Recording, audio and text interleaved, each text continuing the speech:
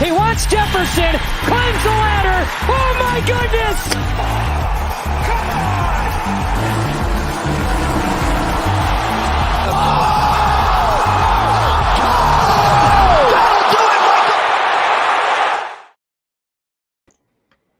We are live, everybody. Welcome to the NBA Summer League show. We got me, we got Kurt. We do not have Rubio today. Reason why is Rubio is watching I think it's a U.S. women's soccer game, so pour one out for him. It is the MLB All-Star break, so obviously we got rough times ahead of us, but we do have the NBA Summer League over the next week or so, so that's going to be a lot of fun, and we're breaking it down right now. Kurt, how's it going with you, and are you excited for the Summer League tonight? Of course, I'm very excited. The early slate went kind of wacky. We got Nembhard come back for the Raptors, which really kind of threw a wrench in things, combined with Noel missing every single shot. So we might end the streak of I've cashed every single lineup. All of them have been min cash besides the fourth place in Maine the other day. But, yeah, that streak's probably going to end today because early did not go good for me. But we knew it was coming. You can't cash every single Summer League slate. You just hope to kind of have one or two splash days. Maybe that's tonight. We'll see. Of course, we got the projections up here at Run Pure Sports. We got them up on the site right for you, and we got them on the screen as well, breaking it all down for you guys. And it's a slate where there's some really good chalk, right? For sure. I think there's some really good options. Obviously, Scoot Henderson went down, and with Scoot going down, that's obviously going to make this Portland situation really enticing here on this slate. We're obviously going to break it all down now. If you haven't signed up, though, and you want to get the Summer League content, you want to be in the Discord chat, use that code SUMMER33, get you 33% off. Kurt, why don't you tell the people the benefits of being in the NBA Discord chat over here at Run Pure Sports? Oh, it's massive for Summer League. You get these starters that you're not expecting, and all you see is names on a sheet, and then it's like, okay, you have guys like me and Stevie Boyton who watch and jerk off to every single basketball league. Like, we watch every single college game. I watch every single EuroLeague game. So when we see someone starting, all you see is a name on a sheet. We know the guy's entire background. We can tell you if he's a player or not within seconds, which is really, really important for Summer League. So that's definitely why you should be in the Discord. Yep. Kurt has a bottle of lotion and half of these dudes hanging on his ceiling as well. So he loves to watch these basketball players. Again, I like basketball, but I like it at more of a higher level, and I like when they get to the NBA. But Summer League is fun to watch for sure. You get to see some really talented players. You get to kind of see some guys that you might gain some information on that, hey, might be a February DFS NBA, and you're like, oh, this Johnny Davis guy, I remember him. So Another thing that I think is valuable in Summer League is taking these guys who they've been like around the block, right? Yeah, some of these guys like Wembanyama, they're fun to roster first time out there, but I like these like second year players, right? The Shadon Sharps, the Peyton Watsons, the AJ Griffins. I like those guys the most in these formats. So excited to dive in though and break it down with you, Kurt. If you guys could please hit that like for us, we'd appreciate it over here at Run Pure Sports. But let's dive in, Kurt. Let's go game by game and kind of talk about the slate. Boston and Washington, that's the first one up. Locks in about 28 minutes. Obviously, if we get any news, we'll kind of talk about it here on the show. We'll make adjustments where we can. But it's funny, we got both champagnes, as hopefully I'm saying that correctly. We have both of them on the slate, so don't mess that up. Redmond, if you're wondering where Rubio is, he's at a women's soccer game, so that's his fault. He did set up the projections and everything. So if you are using the projections, that's Rubio's mix on it. Basically said to him, hey, we're not going to change too much with the projections. We'll change what needs to be as they kind of comes across our timeline. But let's talk about this Boston situation, because I believe you're going to be pretty high on the Boston champagne here. I think that's going to be an option that you are really interested in. Let's see who else here is on the list. Johnny Davis is someone that I know you talked about that we're going to get to, that we want to obviously discuss. So take it away, Kurt. Washington and Boston, who are some of the key targets here? So for Boston, it's pretty simple. The Champagne brothers, they like to chuck it. And one of them is 5,200, and that's the Boston one. And I'm a Boston fan, so I'm going to be playing Champagne. Hopefully he gets a couple to fall, but he can actually do some other stuff too. So he does offer a floor at that price. And he will start again, I imagine. Another cheap option for Boston, we got Bean. Started out hot, 31 fantasy points, still min price. I think you got to consider him. You can honestly play both of them, but I don't really like committing to two values this early. But both are starting. Both have a pretty good floor. So Champagne and Bean. And then don't overlook J.D. Davison up top. The price came down. The guy started so slow and ended up nuking the second half. So got to have it. He's a very contrarian spend up. I do want exposure, at least one. For the Washington side, it's very simple for me. It's Johnny Davis is a very contrarian. I would rather play Davis, and to be honest, but you save 600. So I have Davis in one. You can do double Davis if you want, but no, just kidding. So for Washington, there's just one more option I like, and it is the chalk center from yesterday, Tristan Vucevic, my partisan boy. So Washington's plan for him was they wanted him to work. But basically, they told him they wanted him to work on being a big stiff man, which it blows my mind because he's a rim running stretch center who can do so much overseas. And they brought him over here and they said, hey, do something that we don't even do in the modern NBA anymore. It blows my mind. Second half came out and he played how I know he's capable of playing, which is being that rim running stretch five. And he just exploded for like over 20 fantasy points in the second half. So now that people aren't forced to play him, I bet the ownership comes way down. I think he's a pretty good contrarian center option today. I do think he will be a little bit more contrarian today. One thing, obviously, you talked about him being a rim running type player. He obviously can shoot the 3-pointer a little bit. Sometimes you can run into the downside performances, but it did seem like last game he was still perfectly fine. I think it always depends on the matchups and stuff, but seems like an atmosphere where he could definitely thrive. I'm still debating on what I want to do with him at his price. I do agree. I don't think Davidson and Davis are two of the guys that are going to be keyed in on as like top spends today. I think there's other guys that people are kind of already spending on. I think Shadon Sharp is like the number one option that everyone's going to spend on if you had to pick one. Not to say you should not play him, but I'm just saying, hey, that when you kind of have, a couple expensive guys get ownership, then these guys kind of lose the ownership. So, yeah. Who else can we mention here? Well, I guess talk about the difference between the Champagne brothers, right? If you had to pick only one, which one would you take? Let's start with that, Kurt. Honestly, I feel like the floors and ceilings are so similar for them that give me the discount. It's crazy. I guess there is more shot volume for Julian, but Justin's 5,200. So, I mean, that's huge for me. So, okay. Justin. I definitely agree, and we are having him as like a player that pops a lot in projections for sure over here at Run Pure. So he's definitely going to be someone that I know I'm getting exposure to. I'm trying to figure out how much I want though, but I do think he's definitely an interesting option. Another guy I'll just call out because I can't remember how he did in the first game, but I know Jay Scrubb's name, right? We've seen him hoop in the NBA, right? So is there any interest in him at all, or is that just too off the board? Because again, in Summer League, you want to play a lot of these good plays. Getting contrarian is great and all. And if you grab a nice like 2% option, that's awesome. But you do want to eat some good chalk here also.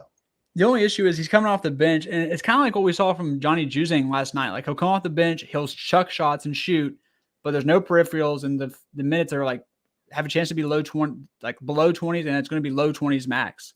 So that's the only issue with him. If he's in the starting lineup for sure, but yeah, it's going to be a pass for me just because he's not starting.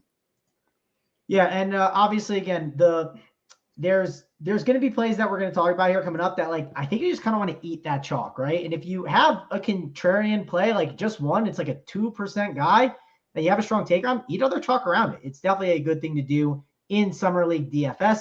Let's go over to Portland and San Antonio because I believe this is the game of the night, Kurt, if you had to pick the one game that's probably getting the most exposure. And Scoot is not in this game, which is unfortunate. He suffered that shoulder injury, but we do get to watch Wembanyama. The question is, how much is he going to play? Also, I think a lot of these Spurs options are really interesting. Got to like Branham. You got to like Wesley. Wesley's in my core today. I think he's a really good play. Again, I like playing these like second year, third year type of guys that have played actual NBA games and now are getting the opportunity to shine in these other spots. So I think Wesley's a really good cheap value that I'm going to be getting exposure to for sure. And then on the Portland side, I would say Shadon Sharp, probably the number one stud on the slate. Yes, that's going to come with a lot of ownership. Just have to make a decision on how you want to handle it. He's power forward and center eligible as well. But I like Shadon Sharp, definitely going to get some exposure to him. And then you got Jabari Walker, who great producer, but as you kind of said in our playbook, Kurt, the minutes sometimes are down a little bit with him, which can be frustrating, which could make him an interesting fade at higher ownership. How do you want to handle Portland and San Antonio? I think I have a kind of a contrarian play with Portland. I want that Scoot loss of usage. I want to soak that up, and I want it in the form of Antoine Davis, the Detroit Mercer guy. is going to get a bump in minutes without Scoot. He will absolutely chuck. Like I said in the playbook, he averaged 28 a senior year. Like, oh, yeah, that's Detroit Mercer. But, I mean, he shot like 42% from three that year. So the guy can score the rock. He's min price, going to be super contrarian 4K guy. Do you think he'll start, Kurt? So Ryan Rupert was high on a lot of people's draft boards, but it really seemed like Antoine was just way more active in the game. So it's going to be one of those two guys. But regardless, I think Davis is like $200, $300 cheaper. I think he's better fantasy player. But if you're running like 20, 30, 40 lineups, I would probably get a share of Rupert too, just in case he starts. Well, I think that's fine, but like just always have a plan, right? Be at the computer. We're going to get that lineup, I believe, in time. That should happen in 50 minutes. So that's another thing. So there's a little bit of a space in between the early and the late now that to where we're getting like there's like a 30-minute window where we're getting the lineups now. And that's been really, I got to say, it's been nice. I'll just say that. I've enjoyed it.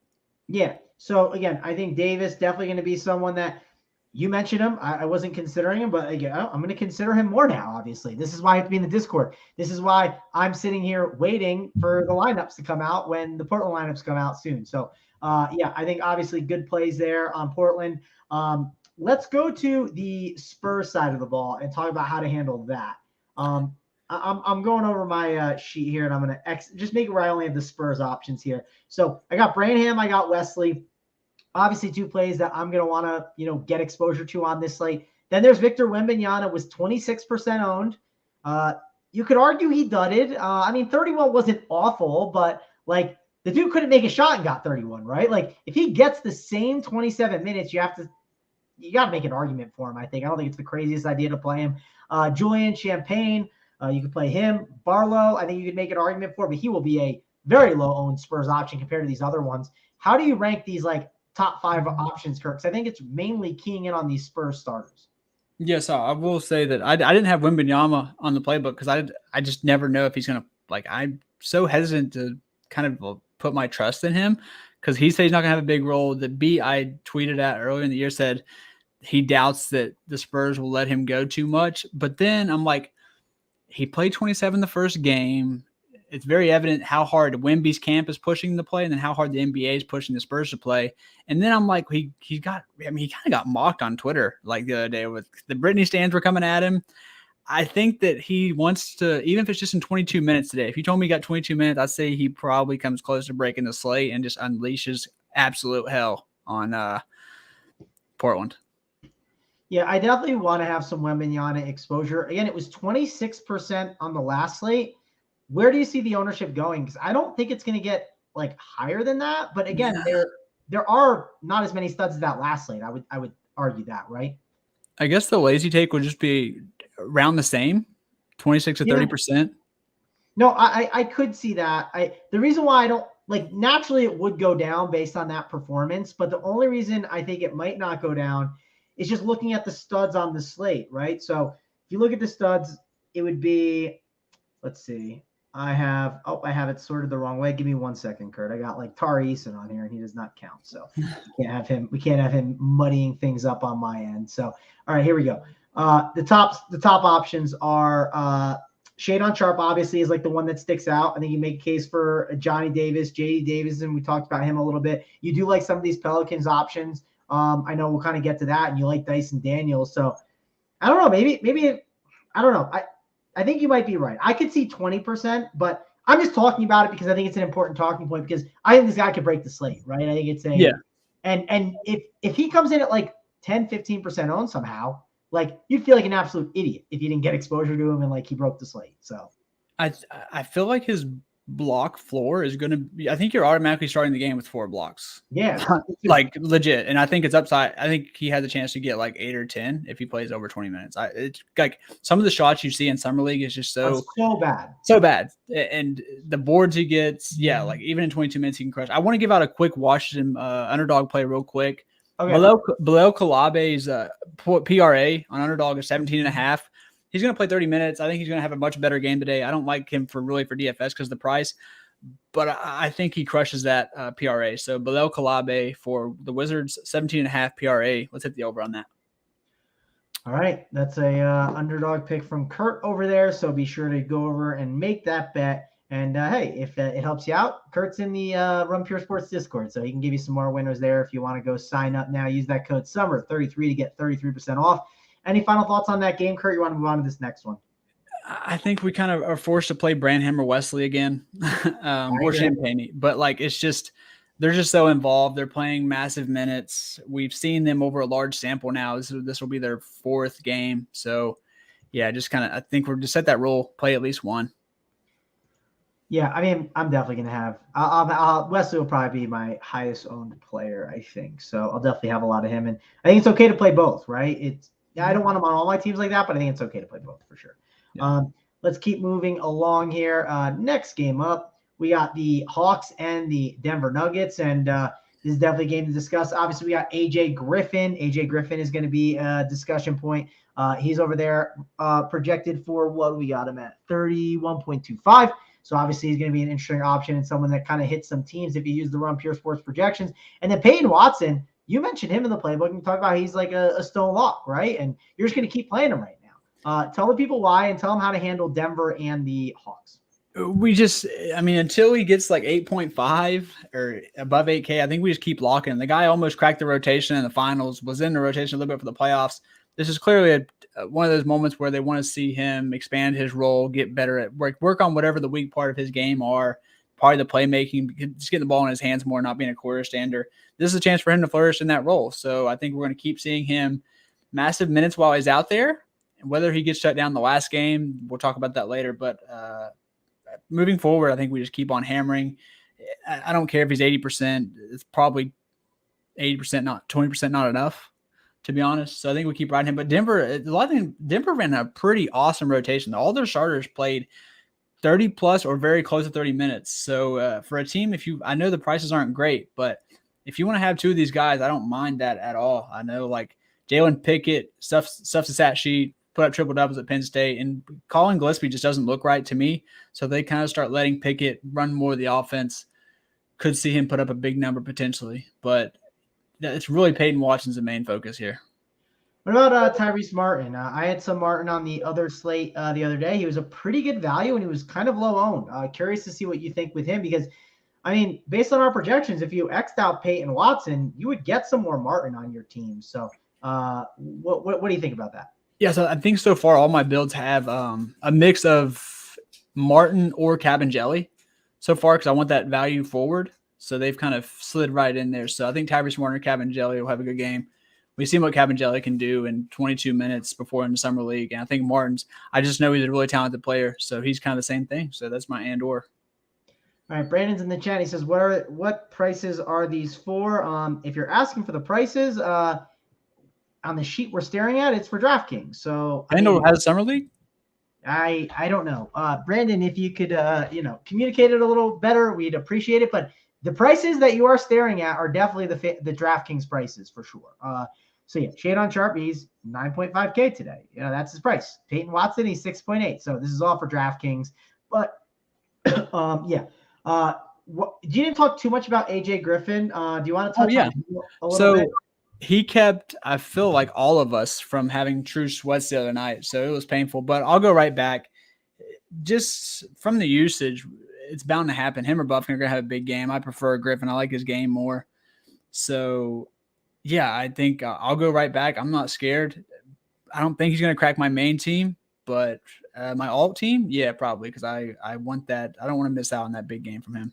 Yeah, and Brandon, you have been fooled by there's 2 Champagne brothers. So there's Julian and Julius, right? Those are the names. So one's 4,900 and one is 8,400. So that's why you are confused, I bet. So that makes some sense. And I said this at the top of the show, Kurt, when we covered that game. I said, make sure you get your Champagne brothers right. So that's going to be important for sure. Let's keep moving along, though. Actually, let me see. Is there anything else on I guess we could talk about – I want to talk about Colin Gillespie a little bit. Is he at all an interesting pivot off of Peyton Watson, or is that just not worth it? I would – like I said, I watched the game. He doesn't look right. Ever since the injury, he doesn't have any burst whatsoever anymore. I would love for him to get it back, but what the eyes told me the other day were that he's just kind of a long way, and he might be out of the league soon if it doesn't correct itself. All right, and Brandon Peyton Watson is on DK. I don't know what to tell you. So, but I mean, you gotta start doing things properly first, man. If we can get some questions too in the chat, He's a small forward. We got one thing to ask in the chat here. We got Mr. Torian513. He says favorite center play, Kurt. Who do you got? Let me get. I assume you're gonna say either Walker, Sharp, or Cabangeli. Those are the three I think you'd say. Yeah, and then I don't mind as a GBP play. I like the New Orleans guy, Makovic, who's been starting, but that's how I'd rank it. I really like Cabangeli. All right, yeah, I got some Cabangeli right now on my teams.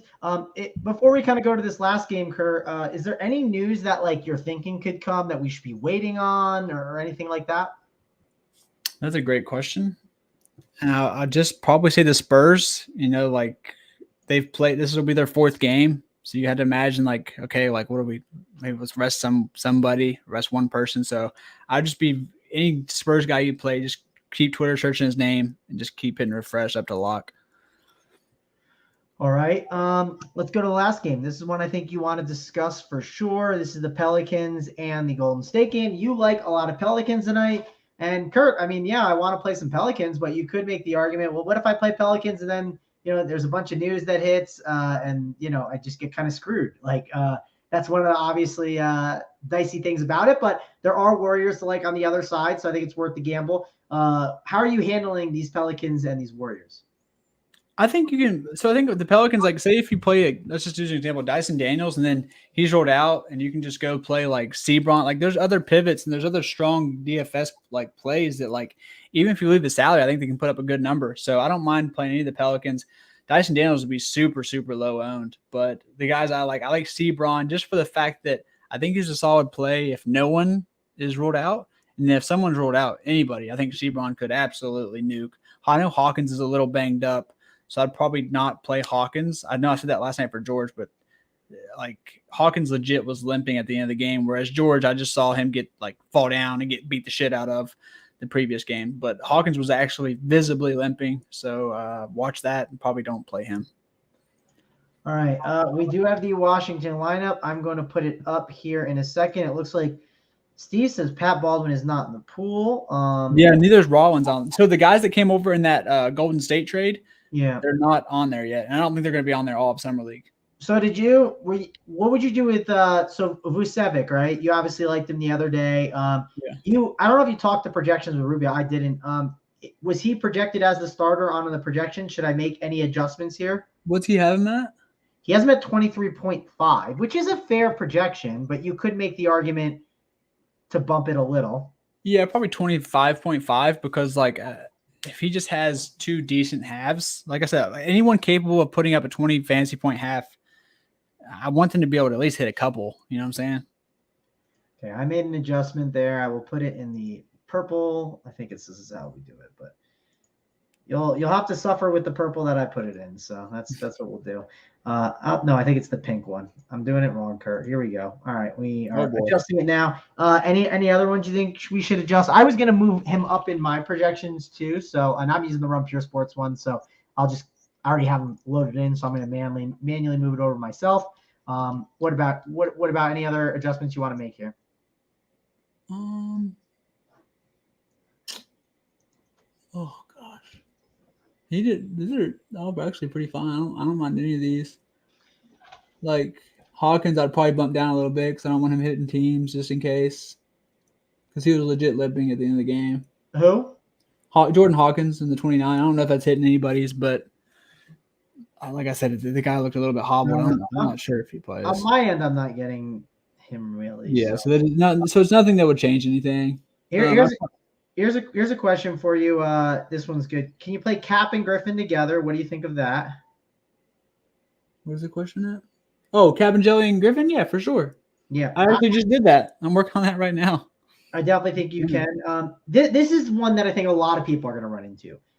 And I think Wemby's going to be thrown in here too. Branham, Wesley. I don't like all those. I think that's too much. I agree. So I actually haven't set that rule yet of max of because 2. Where's your rebounder? Like those are all three guys who had the ball in their hands. Where I would at least make it Wemby. Make Champagne Wemby. Yeah, I mean, I definitely don't disagree with that. I will say when I do that, I'm not going to get as much. I'm not going to get like Wemby at all, which would be unfortunate because I want some. I think what I'm going to do is this is what I do sometimes with projections. I just like bump the dude like an insane amount, like absolutely ridiculous, and then I just cap it. So that way I get exposure and it's done, and I don't have to worry about it. So that'll probably be how I just handle it and go from there. But do we have the TJD is out? Are we playing anyone from the early game? Yeah, I mean, there's definitely good plays from the early game. I think you want Justin Bean or Champagne. I think you probably want one of those Boston values. They both look pretty good. I think they both play near 30 minutes again. Yeah, I will definitely have those guys for sure. I have more Champagne over Bean, but that's okay. All right, let's see. Any Boston lineups yet? Did we get that? Maybe someone posted it in Discord. Not yet. Who did I have you bump up? Someone just asked in the chat. Oh, Vooch. Who? Vucevic.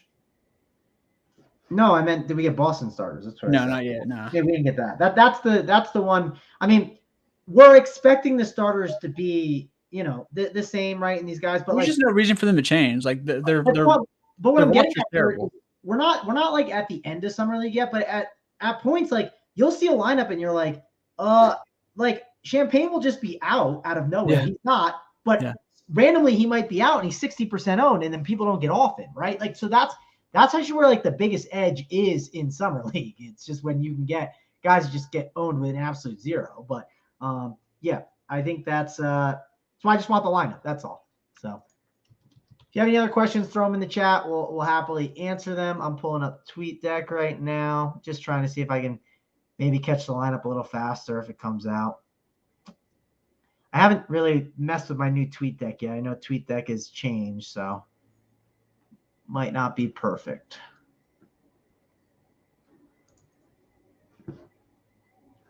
We got 4 minutes. On the Warriors side, we didn't talk too much about him, Kurt. What about what do you think of Santos, Quinones? Those are a couple guys that I know I'm getting a little bit of based on the projections. What's your thoughts on those guys? I'm never playing Lester Quinones. He has to make 5 threes. I am never, ever. I don't care if he drops 80 points tonight and he drops to 5K the next game. I'm never playing that bum. Well, he's expensive. He's not just 5K. Exactly. I'm saying if he hit 40 today and then dropped to 5K, I still wouldn't play his ass. He's a scrub. I do like Santos and B pods though. B pods is a super. If you fall in that 7-4 range and you don't want to go Griffin because he pissed you off, I think B pod's a nice guy to go there. And I think if you ever had this like a ceiling assist game, he could flirt with the triple double. That kid has it all. Little Whitey. All right. We did get 8,700 left at small forward. I think Stevie. I think Davis is more the GPP play. Bean safer, but I think Davis could honestly drop like 30. I think Bean, even though Bean just dropped 30, I think Bean goes for like 23 today. Cool. Yeah, I like that call. It's risky though. I will say, like the Davis call is really risky. Like I really much prefer if you start. I would probably just play Bean. Yeah, knowing what you play, I would just play Bean. Okay. Let's see. I think I'm gonna get a little bit more Johnny Davis here, and then I'm gonna upload it. I think, or at least try to. So. We'll see if I can get mine in here right now. And then go from there. I'll go 1, Kyle. Yeah. I do like the Chris Murray call. I put him I think I mentioned him in the playbook. If you fall in that range, I don't mind Murray, but I much prefer 1. Murray's more of like a 20 max play. I want some more Bean. I just lost my Bean exposure, so I have to bump that up. And then hopefully I can upload this. And I do not have much time, but we'll try and figure it out. Yep. Pods is going to be like 7% owned too. Who is? B pods. Oh. Well, it's gonna be tough, Kurt. I'm trying to get my upload in here. So we're speeding along. If you got any other questions, try and toss them in here. We'll try and answer them for you guys. And if you see that lineup and you're able to share it, we would appreciate it for sure. And if you haven't signed up and you want to sign up for the Summer League stuff and get all the content that we got in Discord, which obviously has a lot of value, use that code SUMMER33, get you 33% off your first payment. And not only that, you get all the other sports. You don't just get Summer League. You get MLB. You get all the sports. So we got a minute left, Kurt. Other final thoughts you want to pass along here? No. let's keep it going along. We're starting to get into the really fun part where we might have guys start getting rolled out. I will always say, Hunter, you need a ship. It's been 2 days without you shipping. I think you did like almost 3 in a row last year. So maybe tonight's the night. And absolutely we are. Yeah, T-minus like 30 minutes. All right. Well, I got my uploading, Kurt. For a second, there was an F1 upload error or something. I clicked the wrong thing. So good thing we fixed that. Rubio helped me almost ship F1 today. I didn't get it home, but I was close. We were 1v1 off. So, but yep, NBA Summer League got tons of stuff for tonight. Hopefully no injuries. I agree. The game that Rubio's out just got delayed. I mean, yeah, that doesn't totally surprise me. Also, Keon Johnson, he was a bad injury. And then who was the injury yesterday, Kurt? I'm forgetting who it was. Who was it? Yesterday? Yeah. Wasn't there an injured guy yesterday? Oh gosh. They're all running together. Like I said today, I thought Keon. I know, and the days run together, but we had Amen get hurt and Scoot get hurt in like the same game a couple days ago. The Scoot stuff obviously was unfortunate.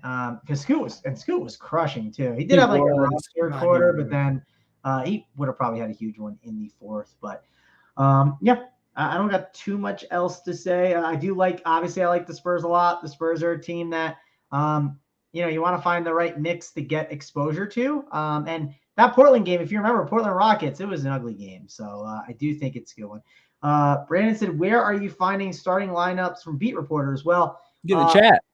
Well, we look on Twitter, but we post it in the Run Pure Sports Discord, Brandon. So if you haven't signed up, you can use code Summer33, get you 33% off for weekly or monthly. And that's a Discord chat where we talk about these plays, right?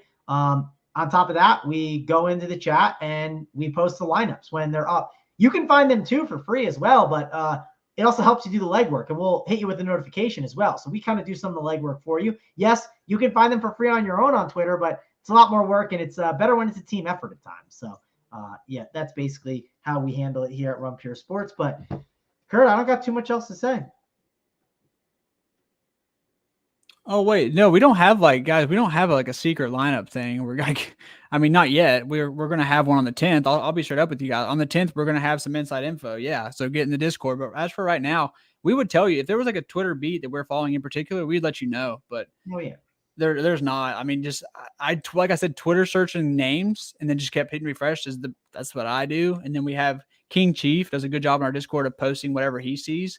Yeah, but there's no like hidden guy. Sorry. You can also find different NBA source Twitter lists. Like I have lists that I follow that you can go find yourself. And I'm not saying they're all perfectly accurate because a lot of them are like beat writers, but some of them may have moved jobs and stuff. But if you type in like Bulls starting lineup, like there's ways to find them for sure. So, but that's why I put my tweet deck up, and I just hope kind of one of those lineups comes across. Well, the other day, Stevie Boynton found some random Magic's fan page. Like, and no, some people will be lying, but like his was accurate. Like some random Magic's fan like posted his probable starters, and it was exactly the starters. So, yeah, just Twitter search names. Yeah, of course, tons of ways to do it. But that's gonna wrap it up for us. Thanks a lot for joining. Get ready for the next lock. It's coming up in 28 minutes, and obviously we'll be in the Discord chat helping people out, trying to get you guys those plays. But for me, Mangone, Kurt, we'll see you guys later.